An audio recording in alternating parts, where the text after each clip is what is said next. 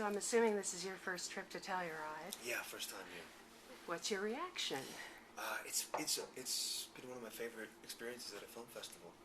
It's been so lovely here, and the town is so beautiful, and the fact that the way the schedule's laid out, it gives us a chance to go see each other's films, and then to sit and talk about it afterwards, and even Joel and Ethan, who are not the most comfortable in big social situations, have I've been finding them really opening up and having a good time, and the lack of a lot of a press presence also I think helps that, and it just feels very egalitarian and folksy. It's all good. That's exactly why we all keep coming back. The movies here are incredible. So I finally saw Inside Llewyn Davis, which I have to tell you is something I've been anticipating eagerly, and I was not disappointed.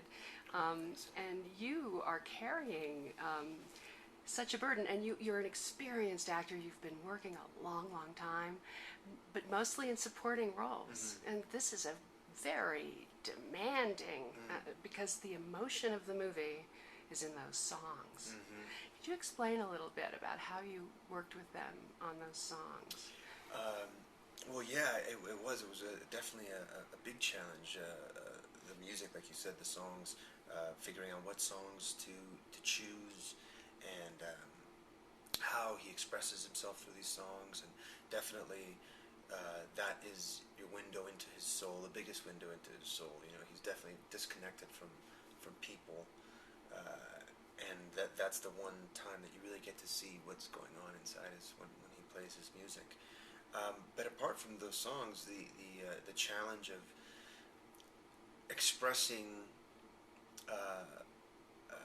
the desperation just within those scenes, and how the way he does interact with the people that even he does care about, and playing someone that is cut off from a normal interaction with people, and that was very difficult to do, and not to the worry that being like, are people going to want to relate to this person who clearly can rub people the wrong way, and I think that trusting that they would add the context to a lot of that me sitting there staring straight ahead while John Goodman just rails on me, that the smaller subtler ways that it's registering on me would really play stronger than any kind of eye roll or any of these kind of things, so I think that's how we looked for the reality in Llewyn's character, and you can really see that that we take it seriously what he's going through. He's not being made fun of.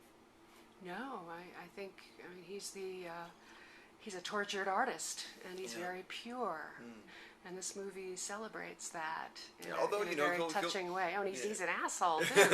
And he'll be a little hypocrite, when the Cromartie calls to go do a pop song. He'll run to get the money if he needs to.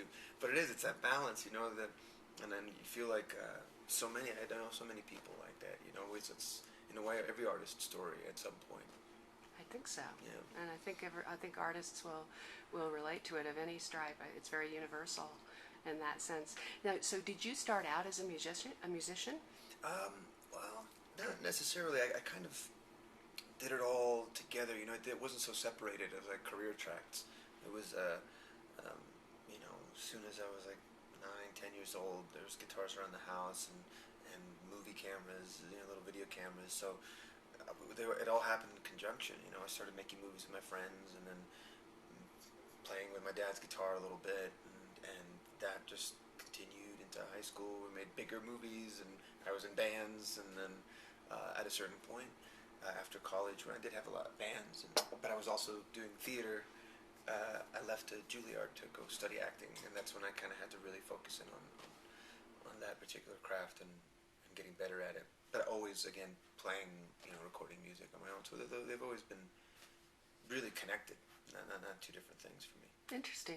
So when you auditioned for the Coens, tell me about what that was like. Well, I had, it was definitely very scary because I knew that it was loosely based on Dave Van Ronk, but at that time I didn't know how loosely it was based on him, if it was really supposed to be. And he's 6'5", 250-pound Swede. and I'm not. And so I went into the casting director for the first time, and I was talking to her. And I remember there's this, I saw this photograph that they had of a famous musician, and current musician, I would say, and more dark haired beard and everything. And I thought, oh, and I suddenly relaxed, and I was like, oh, so in my mind it was a reference, I was like, oh, so you guys are kind of looking at somebody like that? He's like, oh no, he came in, he was great.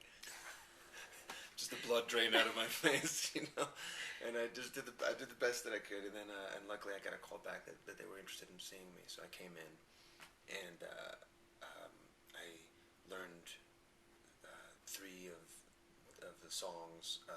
Only one was required, just in case. I learned a few more.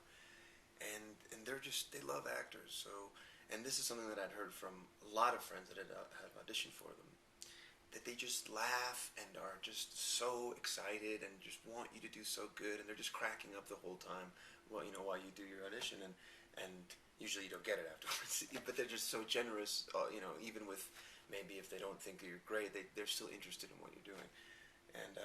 And that's what the experience was like. I mean, they were loving it, and it was fantastic and fun, and I played the songs, and they said okay, and I left and didn't hear anything for about a month, and then got the call.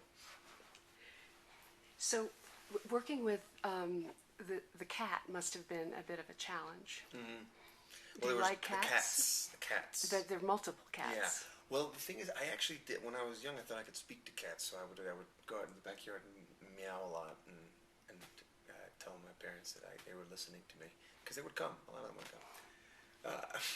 I think it's because I had food too, maybe. But so I did, and I had a cat, but at one point, like not that long ago, a cat put me in the hospital because it was just like a random cat, and I was petting it, and it bit me, and then I guess 90% of cat bites are highly infectious. So I woke up the next morning with a red line going down my arm, and like, you need to go to the hospital. I was in the hospital for like 2 days. So that wasn't that long ago. when I got said, like, here's all the cats that you'll be that will be tied to you as you run around into the subway into the city. And so that was nerve anxiety inducing. And sure enough, one of those cats freaked out, as any cat would, as being tied with a little wire to someone running into the subway. Freaked out and scratched me in the face. And I was like, I have no luck with these guys. But yeah, they don't like being in movies, cats. So T-Bone basically said that you were able to do a kind of guitar picking that's very, very, very challenging, and that you were able to do it, and the Coens were saying this, that you were able to do it in an incredibly controlled tempo that helped them with the filmmaking. How much of that was on you to do, and how much did you bring it to yourself? Well, well, you mean on me as like that was a requirement that you make sure your tempo is good? No, it was never even a question, because I don't think any of us were thinking of it in that way. We actually had all that stuff ready, the click track ready, we had the playback ready to play along to it, and but for some reason, and I felt like in my bands and stuff, I was ever particularly great at tempo. In fact, that's never been a huge strong suit of mine, is like perfect in time rhythm. But for some reason, the way that I clicked into this style of playing, this Travis picking, maybe because I focused so much on the thumb, and this one guy that I met who really taught me how to play this Travis picking always said, the thumb's the metronome, the thumb's the metronome. And so when I locked into that, it just the tempo just wouldn't vary. And so after the first take, we were like, well, let me just try doing one, on my own without any of the stuff. It's like, that sounded good. You want to try another one? Did another one. T-Bone timed it, same tempo. So let's just keep going like that. And from that point on, every time we did it, we just did it live, with no help. No net. Yeah, no net. Yeah. That's amazing. And that was the first time yesterday I had heard that actually when they cut to his shot, it's the audio from that shot, which is very unusual. That was cool. I didn't realize that. So which of those performances was the most challenging for you as an actor and a out of the performer? songs?